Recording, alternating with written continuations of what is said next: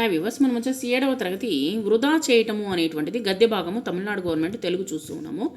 కలిపి రాయండి. కార్య ప్లస్ ఆలయము కార్యాలయము, జల ప్లస్ ఆశయాలు జలాశయాలు, పిల్లలు ప్లస్ అందరూ పిల్లలందరూ.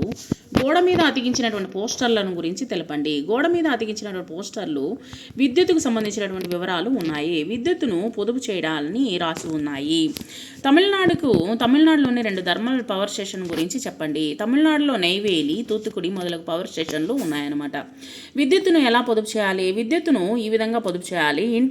ఇంటిలో అవసరం లేకున్నా ఫ్యాన్ వేయడము, తర్వాత వచ్చేసి వీటిని వచ్చేసి తగ్గించినట్లయితే ఫ్రిడ్జ్ తలుపు మాటిమాటికి తీయడము, తర్వాత ఇంట్లో ఎక్కువ బల్బులు వాడడము, పగటిపూట కూడా లైట్లు వెలిగించడము, వీటిని అదుపు చేస్తే మనము విద్యుత్తుని కొంత మేరకు పొదుపు అనేటువంటిది చేయవచ్చు.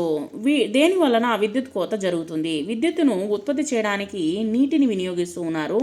వానలు లేక జలాశయాల్లో చాలినంత నీరు లేక విద్యుత్తు మన అవసరాలకు తగినంత తయారవడం లేదు.